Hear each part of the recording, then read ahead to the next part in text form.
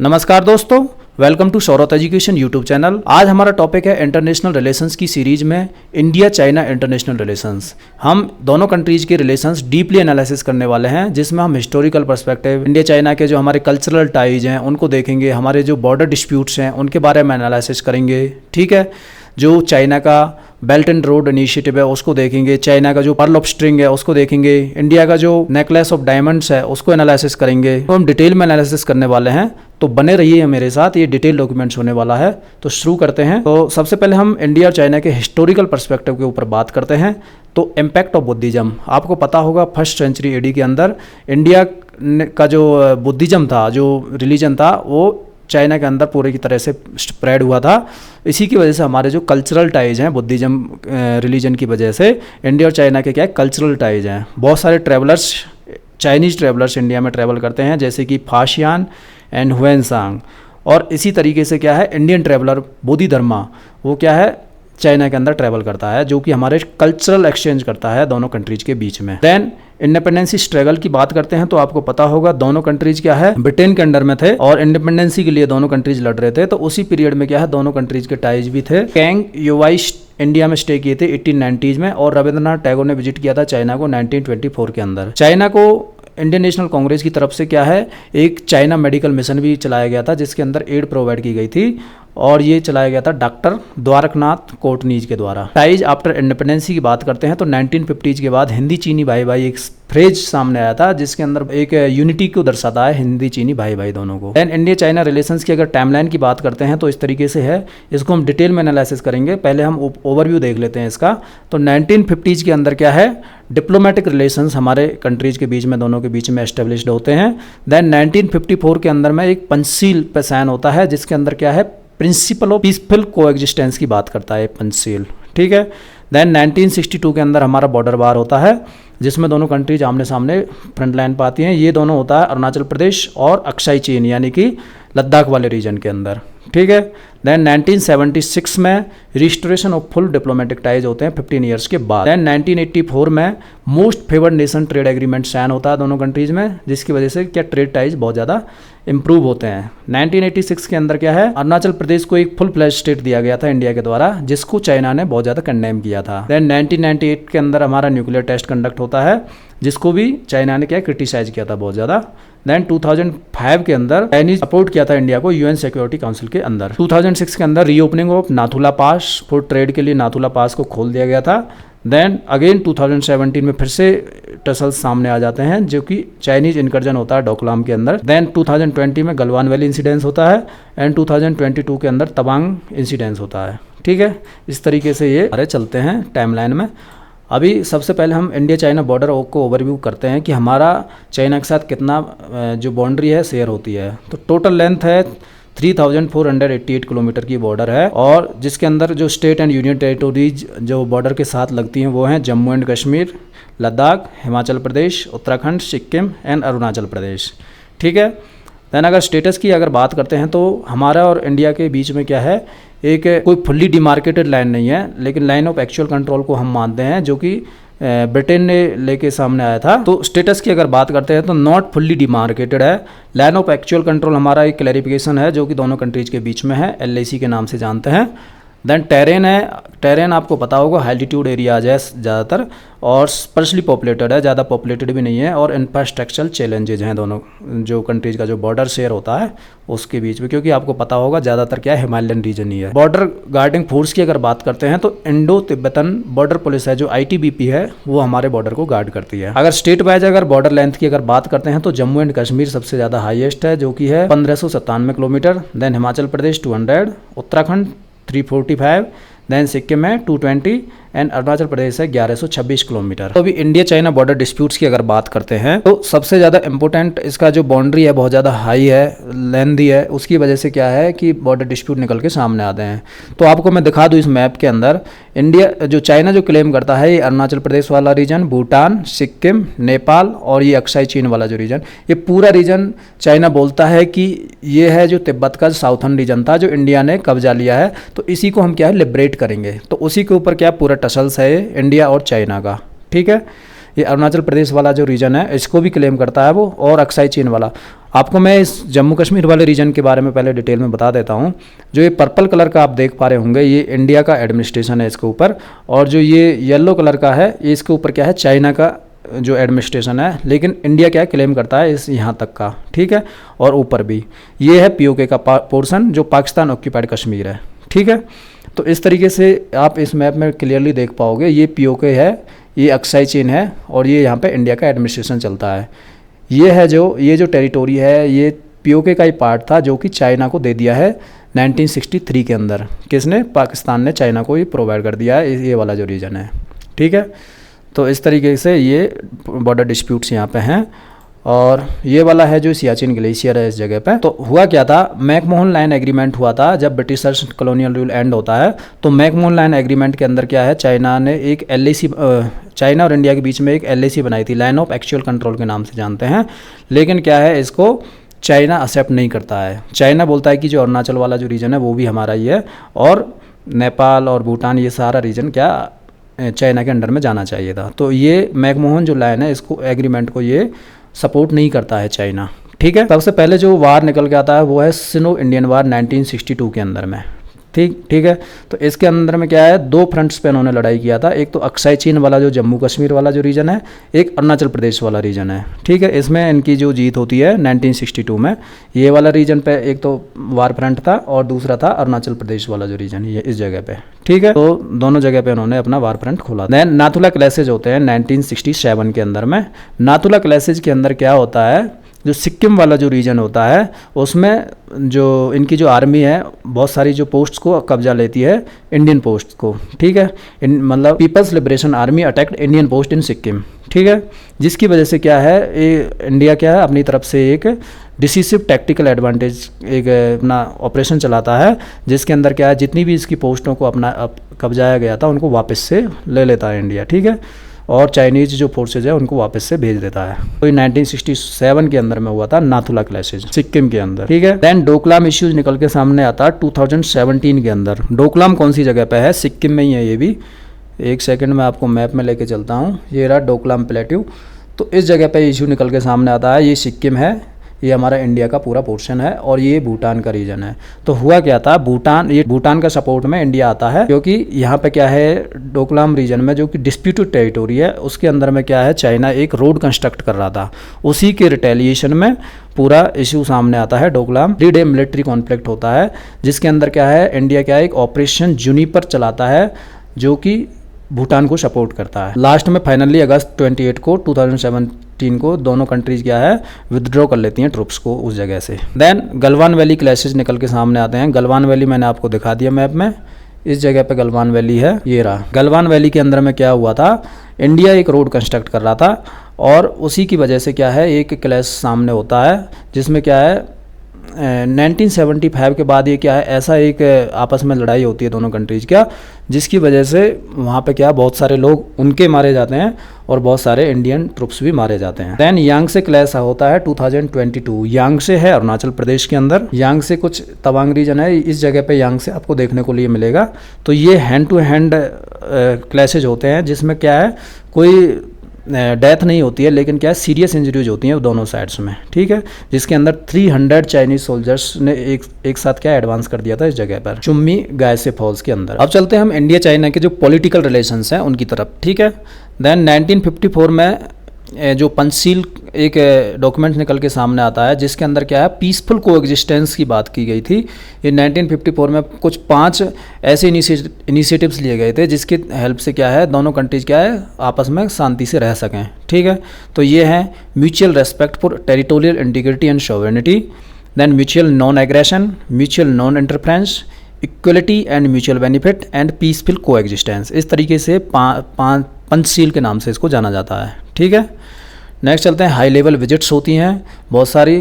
तो informal summits अगर Wuhan में होती है 2018 में, और चेन्नई के अंदर होती है 2019 में, जिसमें क्या है दोनों कंट्रीज के जो प्राइम मिनिस्टर और प्रेसिडेंट हैं आपस में दोनों कंट्रीज को विजिट करते हैं। 2018 में कौन है, जो वुहान के अंदर होता है प्राइम मिनिस्टर मोदी जाते हैं, और 2019 में चेन्नई के अंदर क्या है उनके प्रेसिडेंट शी जिनपिंग आते हैं। देन डायलॉग मैकेनिज्म्स, बहुत सारे ओवर 30 डायलॉग्स मैकेनिज्म्स हैं इंडिया और चाइना के बीच में, जिसके अंदर क्या है हम बहुत सारी political, economic, cultural and people to people and consular matters को आपस में एक दूसरे के साथ डिस्कस करते हैं, ठीक है।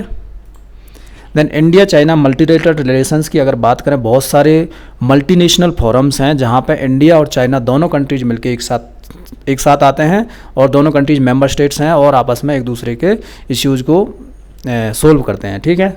देन ब्रिक्स है, Brazil, Russia, India, China, south Africa का एक कोऑपरेशन है, जिसके अंदर क्या है, अभी आपको पता होगा रिसेंटली में क्या है, एक न्यू करेंसी डेवलप करने की बात कर रहे हैं ब्रिक्स वाले नेशंस, जिसमें क्या है, जो वेस्टर्न करेंसी है यानी कि डॉलर को डी डॉलराइजेशन कर सकें और डॉलर का जो यूज को थोड़ा थोड़ा ख़त्म कर सकें, जिससे कि जो वेस्टर्न इंटरफ्रेंस है उसको थोड़ा कम किया जा सके। उसी के लिए क्या है, ये लोग एक न्यू करेंसी लाने की बात चल रही है, ठीक है, ब्रिक्स के अंदर, जिसमें क्या है, इंडिया और चाइना दोनों मेंबर स्टेट्स हैं।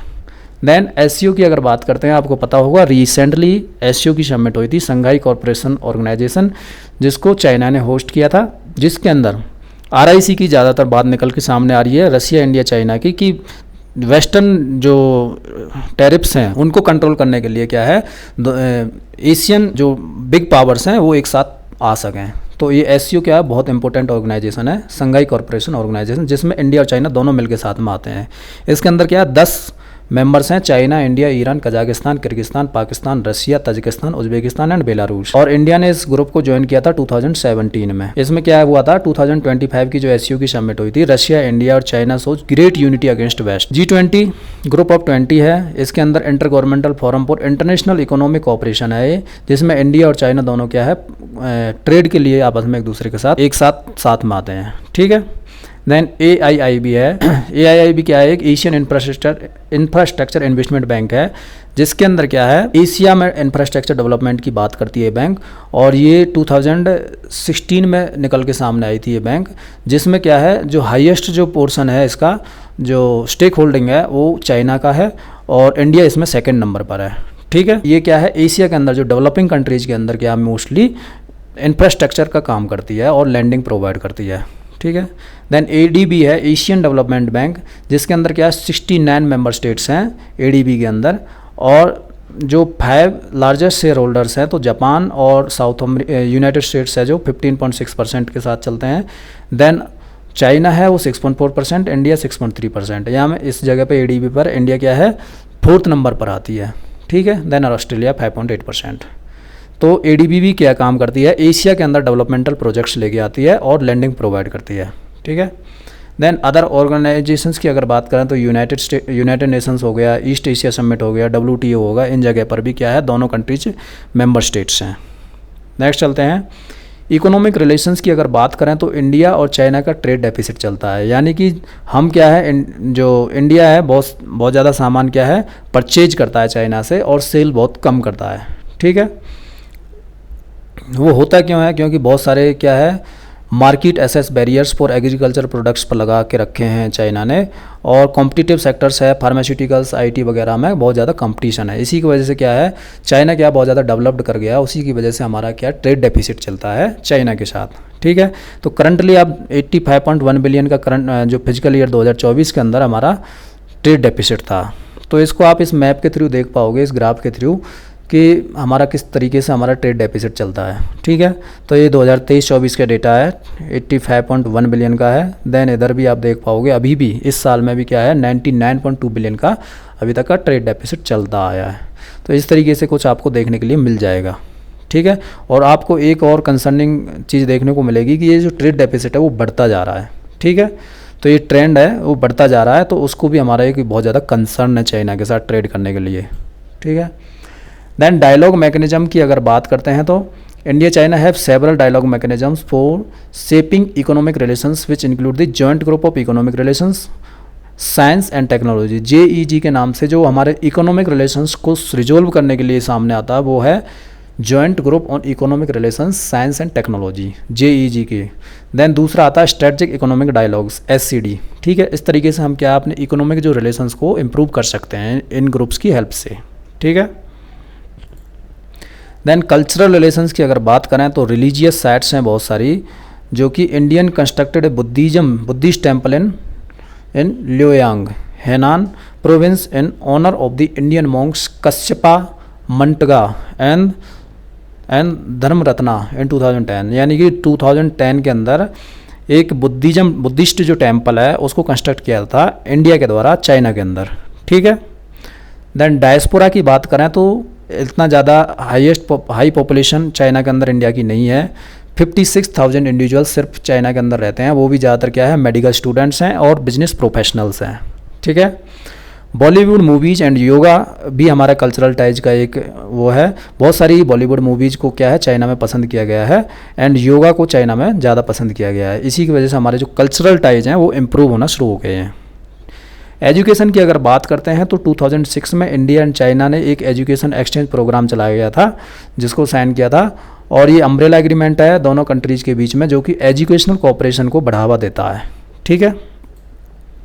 देन मिलिट्री रिलेशंस की अगर बात करें तो पीस एग्रीमेंट होता है। India and China signed an agreement on the maintenance of peace and tranquillity in 1993 में, ठीक है, which promoted the peaceful resolution of boundary disputes. आपको पता है ज़्यादातर हमारे क्या है बाउंड्री डिस्प्यूट है चाइना के साथ, तो उसी को रिजोल्व करने के लिए क्या पीस एग्रीमेंट हुआ था 1993 में, ठीक है। देन एक hand in hand military exercise होती है इंडिया और चाइना दोनों कंट्रीज के बीच में, ठीक है। नेक्स्ट चलते हैं। रीसेंट डेवलपमेंट की अगर बात करें तो रिडक्शन इन बॉर्डर टेंशंस हुआ क्या है, आपको पता होगा कि India and China have agree to disengage and resume patrolling in the Depsang plains and Demchok areas along the line of actual control as before the May 2020 tensions. हुआ क्या था, आपको पता होगा कि डोकलाम और बहुत सारे इश्यूज निकल के सामने आए थे बॉर्डर डिस्प्यूट्स। इन्हीं को रिजोल्यूशन में क्या है अभी क्या धीरे धीरे क्या बॉर्डर टेंशंस को रिजोल्व किया जा रहा है, ठीक है। रिजम्पशन ऑफ कैलाश मानसरोवर जो यात्रा पहले बंद कर दी गई थी उसको भी क्या है रिजम्पशन कर लिया गया है, दोबारा से चालू कर दिया गया है, ठीक है। नॉर्मलाइजेशन ऑफ टाइज हुआ है, तो 2025 में क्या हुआ है हमारा इंडिया और इंडिपेंडेंसी के क्या है 75th इंडिपेंडेंसी एनिवर्सरी मना रहा था इंडिया, उसी के बीच में क्या है 2025 के अंदर क्या है टाइज को दोनों कंट्रीज के टाइज को क्या नॉर्मल किया गया है। एससीओ समिट 2025 के अंदर क्या फॉर्मल मीटिंग ऑफ RIC होती है जिसके अंदर रशिया इंडिया चाइना मिल के साथ में आते हैं और कॉपरेशन दिखाते हैं अगेंस्ट वेस्टर्न वर्ल्ड, ठीक है। तो इस तरीके से हमारा चलता है। अभी हमारे जो चैलेंजेज हैं सबसे ज़्यादा इंडिया और रशिया के बीच में जो चैलेंजेज हैं उनको डिस्कस करते हैं। तो सबसे पहले है टेरिटोरियल डिस्प्यूट्स। आपको अभी मैंने दिखाया कितने ज़्यादा डिस्प्यूट्स निकल के सामने आते हैं।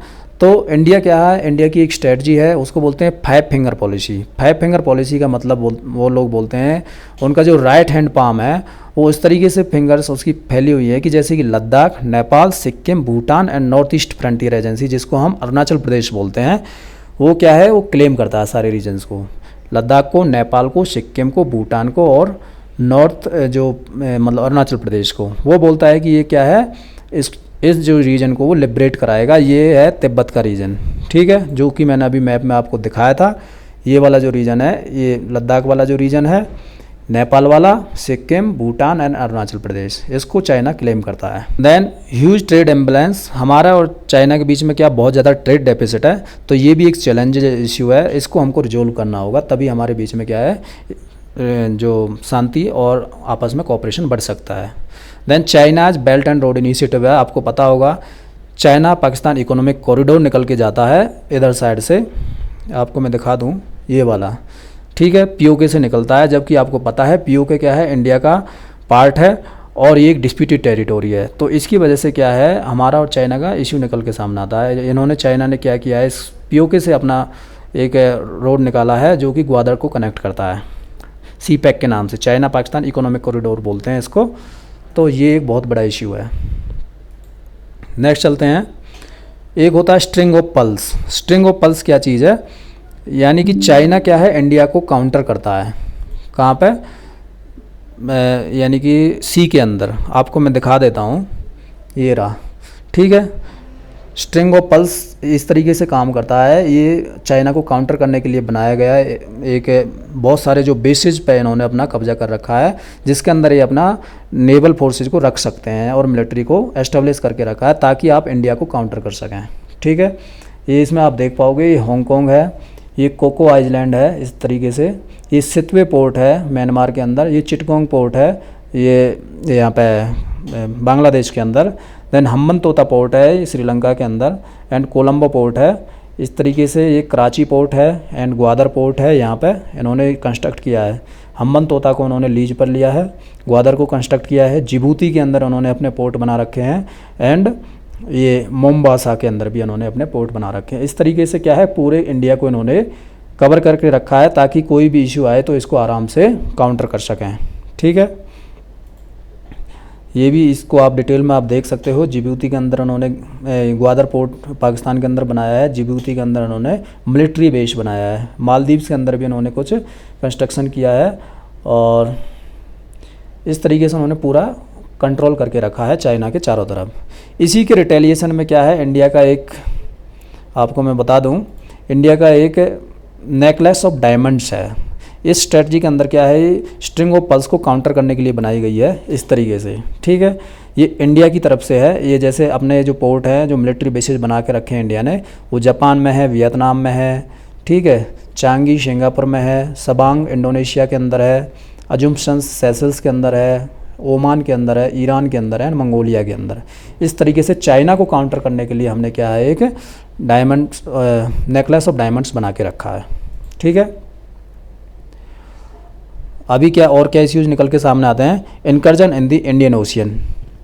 तो इंडियन ओशियन के अंदर क्या है, इनका बहुत ज़्यादा जो चाइनीज़ वेसल्स हैं घूमती रहती हैं इंडिया को काउंटर करने के लिए। उसी की वजह से क्या है, इंडियन ओशियन के अंदर इस तरीके से आप सिपाही करोगे इंडिया को, तो ये भी एक इश्यू है। ठीक है, देन वाटर सिक्योरिटी के ऊपर है। चाइना एक बहुत लार्जेस्ट डैम बनाने की, जो वर्ल्ड का जो लार्जेस्ट डैम बनाने की बात करता है, कौन सी रिवर के ऊपर, ये हमारा Yarlung Zangbo dam on the Brahmaputra river, यानी कि हमारे इंडिया में इसको ब्रह्मपुत्रा रिवर के नाम से जानते हैं और चाइना में इसको यारलुंग जांगबाओ के नाम से जानते हैं। उसी के ऊपर क्या है, एक डैम बनाने की बात कर रहा है, जिसकी वजह से क्या है, इंडिया के अंदर क्या है, वाटर की स्कार्सिटी आ सकती है, और कभी भी क्या है, पानी एकदम से छोड़ने पे क्या है, फ्लड्स वगैरह आ सकते हैं इंडियन रीजन्स में। तो इसी की वजह से क्या है, इश्यू सामने आता है। तो नेकलेस ऑफ डायमंड्स हमने डिस्कस कर लिया है ऑलरेडी। डायलॉग एंड डिप्लोमेसी की अगर बात करते हैं तो इंडिया और चाइना के अभी क्या रिलेशंस थोड़ा इम्प्रूव होना शुरू हो गया है। और आपको बता दूं मैं कि धीरे धीरे क्या है, जिस तरीके से वेस्टर्न जो सैंक्शंस लगाना शुरू कर दिया है अमेरिका ने, 50% जो आपको पता होगा अभी टैरिफ्स इम्पोज किए कर रखे हैं इंडिया के ऊपर, तो उसकी वजह से क्या है, इंडिया का जो और चाइना का जो रिलेशंस हैं धीरे धीरे क्या है, इम्प्रूव हो सकते हैं। ठीक है, then make in India initiative है, जिसकी हेल्प से क्या हम अपना जो ट्रेड डेफिसिट है उसको काउंटर कर सकते हैं, यानी कि ज़्यादा से ज़्यादा चीज़ों को हम क्या इंडिया के अंदर ही बना सकते हैं। ठीक है, इम्प्रूविंग डिफेंस कैपेबिलिटीज़, आपको पता होगा कि बहुत सारे जो फाइटर जेट्स वगैरह हम ख़रीदे हैं अभी, जैसे आपको पता होगा राफेल जेट्स हमने ख़रीदा है फ्रांस से, और US F-35 फाइटर जेट्स ख़रीदा है। तो इससे क्या हम चाइना को काउंटर कर सकते हैं। ठीक है, अपना डिफेंस अगर हमारा कैपेबिलिटीज़ को अगर हम बढ़ा लें तो जो हमारे जो बॉर्डर डिस्प्यूट्स हैं उनको भी हम धीरे धीरे क्या रिजॉल्व कर सकते हैं। ठीक है, then utilisation of multilateral forums, जो बहुत सारे जगह पे हम क्या हैं एक साथ मिलकर काम करते हैं, जैसे G20 हो गया, SC हो गया, ब्रिक्स हो गया, तो उसका हम यूटिलाइज करके हमारे जो कंसर्न्स हैं उनको रिजॉल्व कर सकते हैं। और आपको पता होगा एक क्वाड है, क्वाड भी क्या है, चाइना को काउंटर करने के लिए बनाया गया है, एक मिलिट्री ग्रुप बोल सकते हैं इसको। तो इसके अंदर क्या आते हैं, 4 कंट्रीज निकल के आते हैं, जिसके अंदर USA, India, Australia and Japan है। तो ये भी चाइना को काउंटर करने के लिए लाया गया ग्रुप है। तो इन जगहों पर अगर हम आपस में एक दूसरे कंट्रीज़ के साथ बात करेंगे तो हो सकता है हमारे जो टाइज हैं वो धीरे धीरे इम्प्रूव हो सकते हैं। बॉर्डर इंफ्रास्ट्रक्चर डेवलपमेंट, यानी कि अगर बॉर्डर्स को क्या है, अभी क्या है, बॉर्डर्स का कोई डिमार्केटेड बाउंड्री नहीं है। अगर हम डिमार्केटेड बाउंड्री बना लेते हैं चाइना के साथ तो हम क्या है, हमारे बॉर्डर इश्यूज़ को भी रिजॉल्व कर सकते हैं। अभी क्या चल रहा है, अभी बस ऐसे ही है कि कोई अगर नदी जा रही है या नाला जा रहा है, उसी के बेसिस पे क्या हमारे जो बॉर्डर्स डिफाइंड हैं। अगर हम डिमार्केटेड बाउंड्री बना लेते हैं तो वो इश्यूज़ भी रिजॉल्व हो जाएंगे। Tier 3 डिप्लोमेसी, Tier 3 डिप्लोमेसी क्या होती है, पीपल टू पीपल टाइज को अगर हम इम्प्रूव कर सकते हैं तो उससे भी क्या हमारे दोनों कंट्रीज के रिलेशंस इम्प्रूव हो सकते हैं। ठीक है, तो ये टॉपिक यहीं पे ख़त्म होता है। कोई इश्यू होता है तो आप कमेंट सेक्शन में डाल सकते हैं। जय हिंद, जय भारत।